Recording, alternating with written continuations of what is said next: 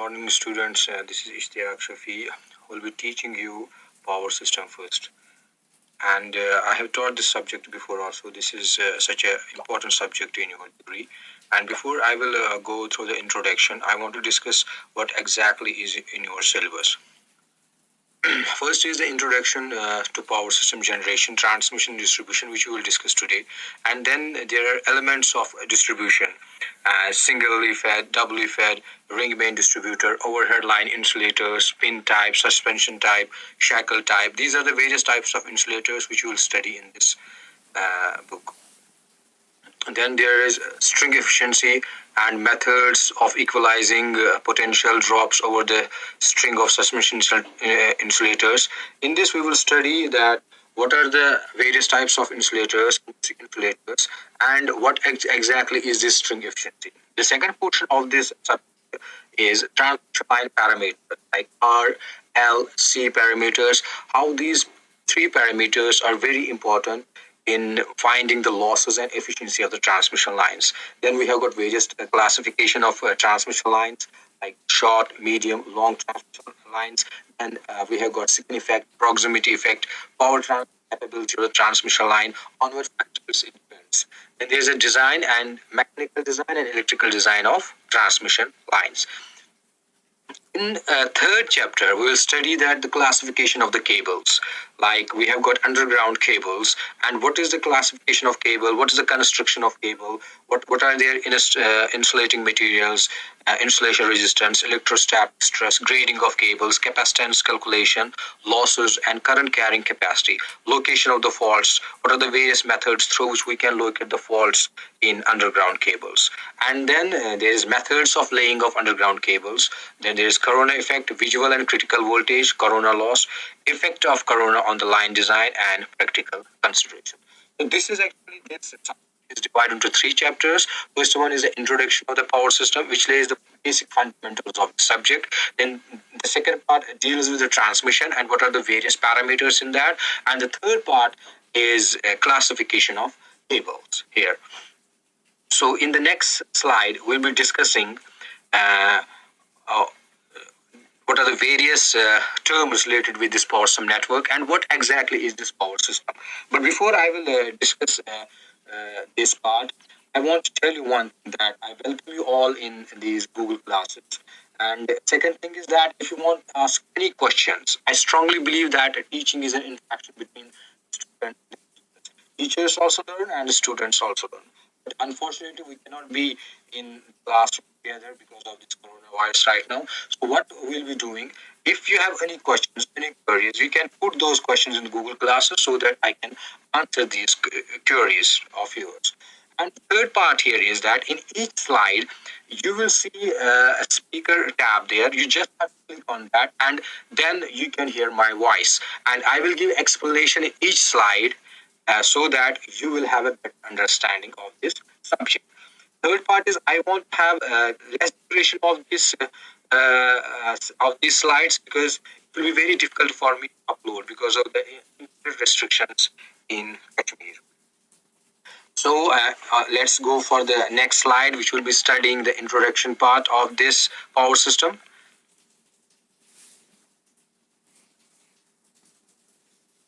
So in this slide, that is power system. What exactly is power system? Power system can be broadly classified in four different parameters. The first parameter is generation, second parameter is transmission, and third parameter is distribution, and fourth parameter is the load centers. Generation, as you all know, that we have got different types of power plants in the generation sector. Like we have got hydroelectric power plants, we have got thermal power plants, we have got renewable energy sources. But if you will see a scenario in India, we have got near about more than 80% of electricity generated is from the thermal power plants. And on second is your hydroelectric power plants. We'll discuss in the latest stages how this electricity is generated.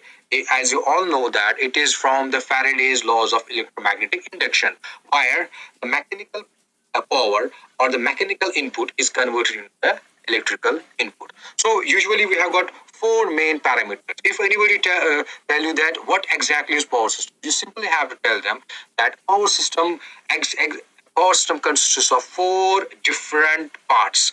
First part is generation, while we generate the electricity at certain voltage. Second part is the transmission, and third part is the distribution, and fourth part is the load center. Now you'll be asking, sir, why there are these four parameters of this power system? As you all know, that if you will see the generation power plants or the generating power plants, they are located in rural areas. They are far, far away from the load centers. And if they are far, far away from the load centers, then we need to transmit that generated power to the load center. Generation. We usually generate the power at two different voltages. It depends on the design of the generator. We have got like one generating voltage is 11 kV and another generating voltage is 6.6 kV. Then there is transmission. In generating power plants, what we do, we increase the voltage. We increase the voltage from this generating voltage, that is 6.6 or 11 kV, to 33 kV, 66 kV, 132 kV, 220 kV, 300 kV, 400 kV, 600 kV, and 800 kV. Now, the question from your side is, sir, what is the need that we are increasing this voltage level from generating power plants to the transmission lines? Why we increase? What is the need for that one? I will discuss that in detail in the next slide. Then we have got the transmission, where in transmission distribution we are increasing the voltage level to our workable voltage.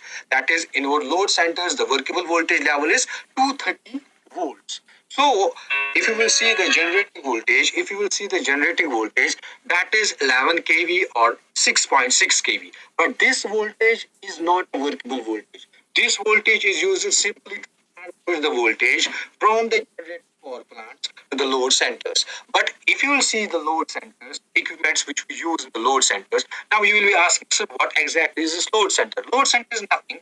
Load centers consist of your commercial areas, consists of residential loads like your houses, or your commercial areas like your shops, irrigationers, industrial loads. So we have got different types of loads on this particular power plant. Now the third part is the distribution. It simply is used to carry the power which is generated from the generating power plants to the load centers.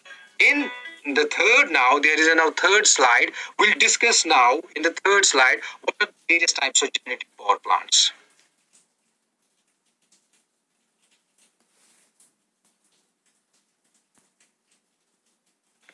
So in this slide, we'll be discussing the sources of generation. Usually, I told you before that electricity generation is simply the conversion of one form of energy to another. As you know, the law of thermodynamics, that energy can neither be created nor destroyed, but this energy can be transferred from one form of energy to the another form of energy. Now, there are three major sources of generation here. That is fossils, from hydro, and from nuclear. And the fourth one is renewable energy sources. From fossils, as you know, that we extract diesel. And this diesel is used in thermal power plants. So you'll be asking, sir, what is the function of this diesel? This diesel is used to produce the steam. And this steam has got different properties, like it is dry, it moves very fast. And this dry steam is used to hit turbines, and this turbine is coupled with the shaft of your generator, and it provides the mechanical energy to a generator, and that mechanical energy is converted into the electricity. It's very simple. In hydroelectric power plants, what we are doing, we are not producing steam here. We are using the dams. And the function of the dam is to raise the water level. As you already know in 12th class, that as we go upper, we increase the potential energy. So the particle which is very high above the ground has got higher potential energy. Same is case with the water particles in the dam. So higher the potential energy, when this particle comes down, this potential energy gets converted into the kinetic energy, and then this kinetic energy is used to run the turbines. Then same phenomena, this turbine is coupled with what? With the shaft of the generator, and the shaft of the generator moves, and then as per the law of Faraday's laws of electromagnetic induction, it is used to produce electricity.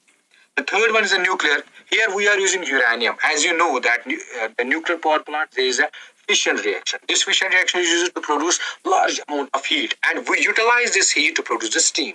Same in case of power plant. This steam is used to run the turbines, and then same shaft, it is coupled with the shaft, then the shaft of the generator, and the generator is used to produce what? The generator is used to produce the electricity. Fourth one is the renewable energy sources. We have got various types of renewable energy sources, like we have got solar, we have got wind. So these two renewable energy sources are they have been used to produce the electricity. Before we go to the next slide, I want to discuss something about the Faraday's laws of electromagnetic induction. This is very important. Every student should know about this thing. Faraday's laws of electromagnetic induction. What actually is the statement of Faraday? He stated that whenever there is a change in magnetic field, you imagine that there is no voltage source, there is no current source, there is no source, but still you have got the voltage and current. This looks like a magic that you don't have any electric energy source, but still you have the current and you have the voltage. As you all know, in your first semester you have studied in principles of electrical engineering that energy source, electrical energy sources are very important to produce what? To produce voltage and current. But here you see that there is no electrical energy source, but still you can have voltage and current phenomena. This was very strange, and he stated that whenever there is a change in magnetic field, if there is a change in magnetic field, that change in magnetic field, if it is linked with the closed circuit, then in that closed circuit, it will produce an induced EMF. And if the circuit is closed, you will have what? The induced currents. This is the underlying phenomena of all the generators or all the synchronous generators, which are used to produce what? To produce the electricity. In the next slide, I will give you the broad spectrum of the power system network, so you will have a better clarification of this subject.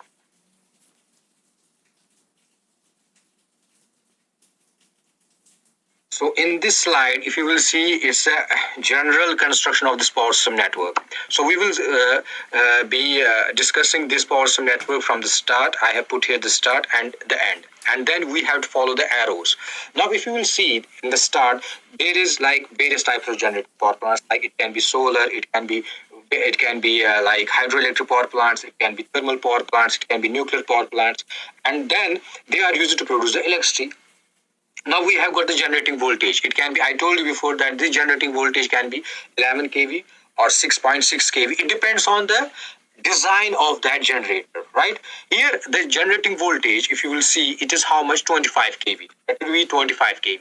Then we have to increase this voltage to a certain voltage known as transmission voltage. Like here, if you will see, if you will follow the arrow, the transmission overhead transmission voltage is how much here?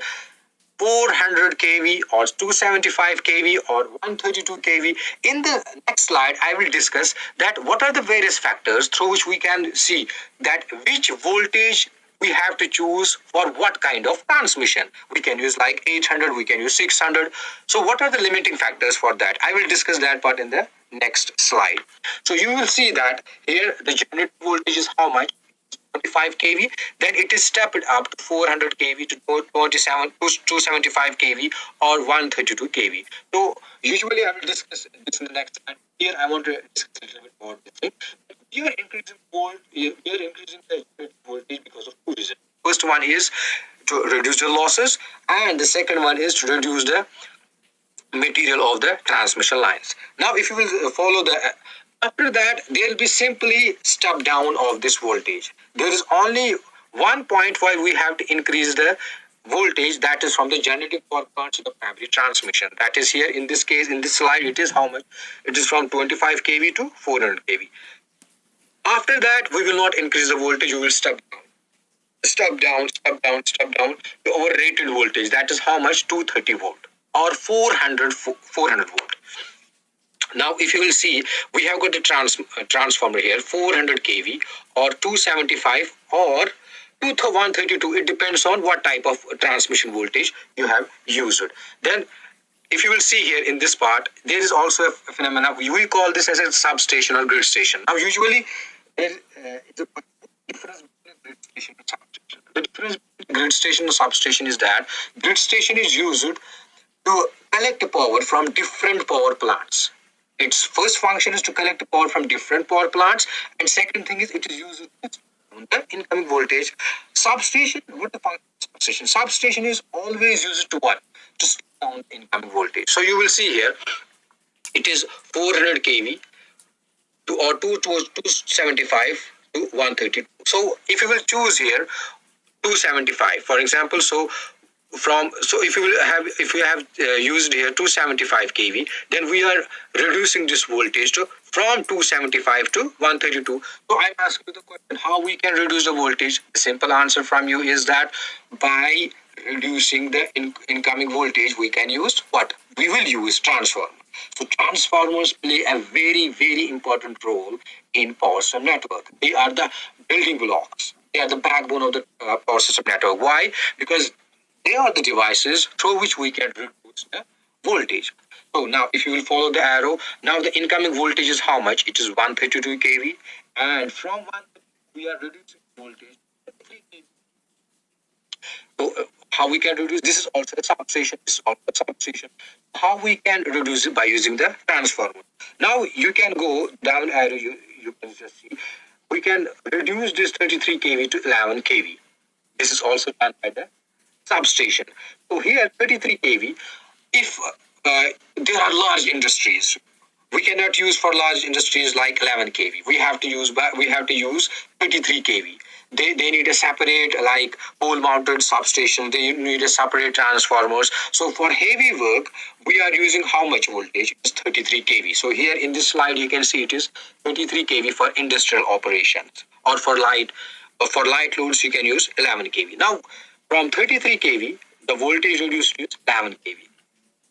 You can directly use this 11 kV for light industries. Like for heavy industries, you can use 33 kV. For light industries, here doesn't mean that it is the industry of bulbs. Light industries means that it is the voltage rating or the power rating is lesser as compared to the heavy industries.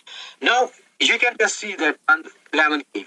From 11 kV, we are reducing this voltage to 400 volt or to 230.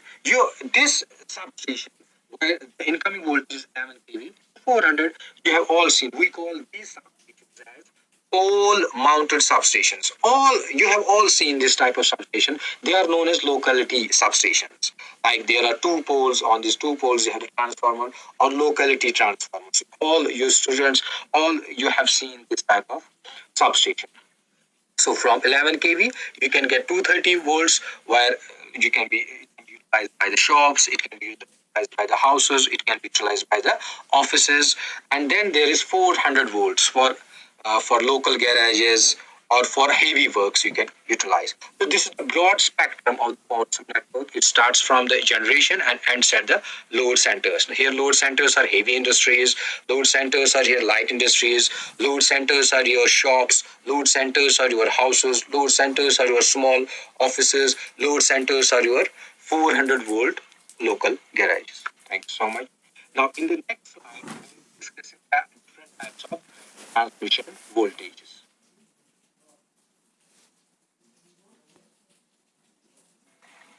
In this slide, we have got various types of transmission voltages, like 6.6, 11 kV, it goes up to 800 kV. Now the question here is that, sir, we are asking you the question, why we cannot go beyond 800 kV? Like, as we will increase the voltage, I told you that there are two benefits from that one. First one is that we reduce the losses.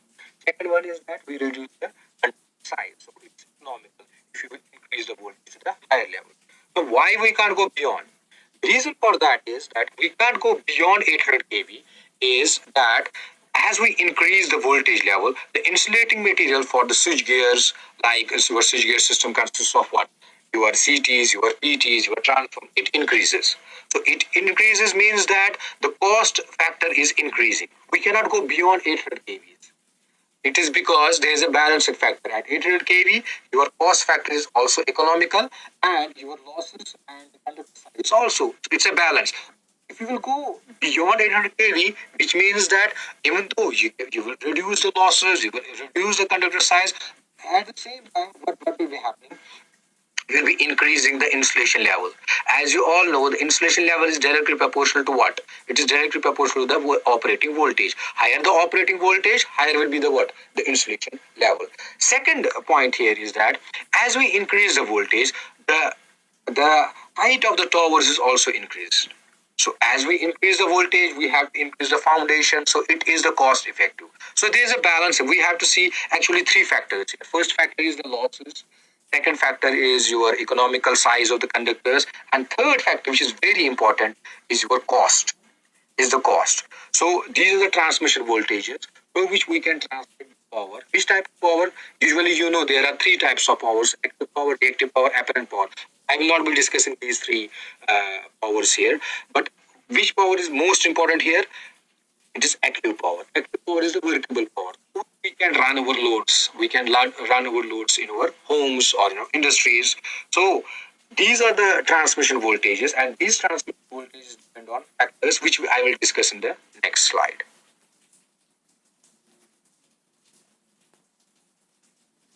Now, this is very, very important for you. Very important point. That the question from your side is, sir, which type of transmission voltage will we be using? We can use any. We can use 800. No, the type of transmission voltage we'll be using will depend on the active power. For example, I will tell you two scenarios. If my active power is like 500 megawatts, or I can say that there is a generating power plant which is used to generate what? How much amount of power? 500 megawatts. And then there is another power plant which is used to generate how much? 5 megawatts. So one is 500 and another is 5 megawatts. Now, the question is that which type of transmission voltage I'll be using? Your logic will say that I will be using highest type of transmission voltage. That is how much? That is 800 kV for both the power plants. No, the case here is that the transmission voltage or the active power, they are directly dependent on each other, which means that higher the active power, higher will be the transmission voltage.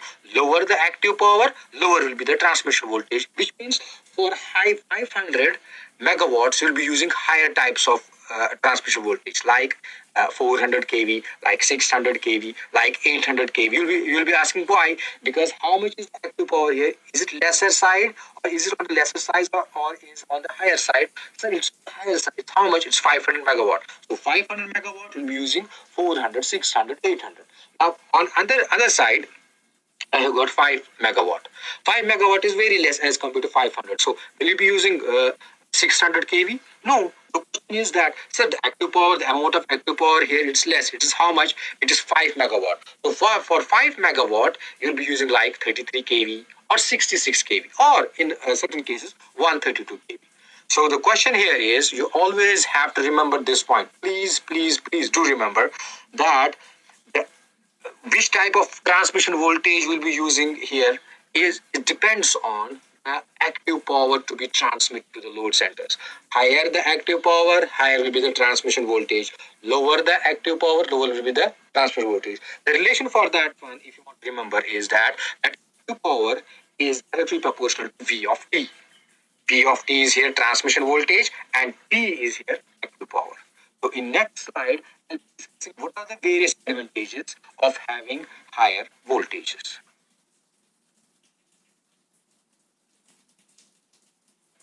So in this slide, I want to discuss what are the various advantages of having high voltage transmission. I told you there are two types of voltages. First one is what? First one is the generating voltage. Second one is the transmission voltage. So what's the difference between these two voltages? They are not same. Some students say that these are same voltages. No, they are not same. They are two different voltages. One is the generating voltage. Another one is what? Another one is the transmission voltages.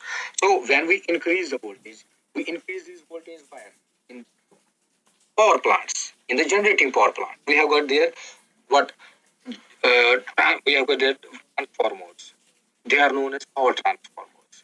Their rating is usually greater than 200 kVA or 250 kVA. Some books say it's 150 kVA. So it depends on the rating of the transformer.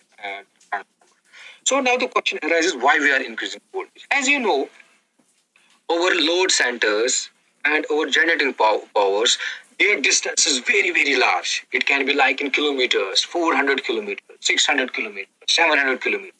So in order, if, for example, I will take the case here, if I am transmitting the power at, I have got the generating power plant which has to transmit how much? 50 megawatts. I am transmitting this 50 megawatts at what voltage? 11 kV. 11 kV is what? 11 kV is my generating voltage. So what is happening? As I am transmitting this power, what happens? There are losses. There are losses. Which type of losses? I square R losses. I square R. So when this type of power, so how much is the generating power plant here? How much is the capacity? It is 50 megawatts. When this 50 megawatts reaches to the wire load centers, there are huge amount of loss in between the generating power plants and the load centers, and you just receive how much amount of power? You just receive 4 megawatts of power. Can you imagine that you want to transfer how much more power? 50 megawatts, but in the load centers you just receive how much? 4 megawatts. So what's the difference? 50 minus 4 is how much? 46 megawatts. Can you not believe that 46 megawatts of power has been lost? So this system is most inefficient system. So now the scientists were searching how we can reduce this one. They said that the factor is R. R is what? R is the resistance of this transmission line. That is constant. You cannot change the R here. It is the property of the conductor. Now, which factor you have? You will see the copper loss I square R.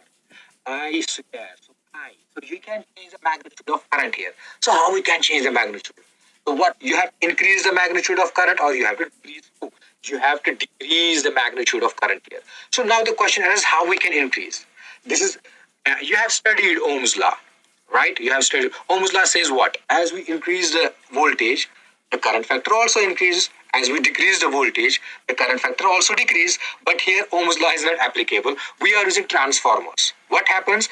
As we increase the voltage, the current gets decreases. The current gets decreased. So these two factors are inverse relationship. So this is actually non-ohmic device, this transformer. What actually it does, there is a relationship P is equal to VI. The transformation, when you decrease or increase the voltage in a transformer, the P factor, the active power factor, it remains constant while increasing or decreasing the voltage. So what happens? As I am increasing the voltage from generating voltage level to transmission, let it be 11 kV to 132. As I'm increasing the voltage, what happens to the I? P is equal to VI. Current will get decreased by the same factor. When current gets decreased by the same factor, so what? I square R losses. What will happen to that? So losses will be reduced to a considerable level.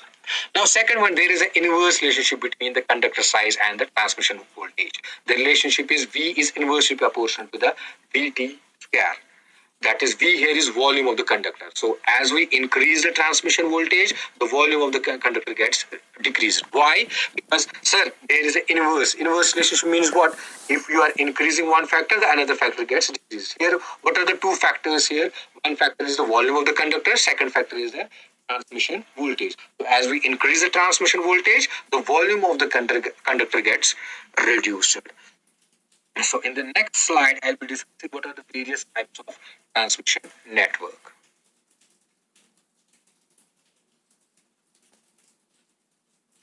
So in this slide, I have got different types of transmission network, like overhead transmission network, underground transmission network, AC transmission network, DC transmission network. We have got transmission network which depends on the voltage. We have got transmission network which depends on the distance. So I want to discuss these one by one. Overhead transmission network, you already know that the transmission line or the distribution line is overhead, right? They are bare conductors. Which type of conductors? ACSCR, aluminum core steel reinforced conductors. We are using steel in these type of conductors because steel has got the highest mechanical strength. So in order to provide the mechanical strength to the aluminum or copper, we are using steel here. Then the second is underground transmission. We are using underground cables. That is, they are not bare.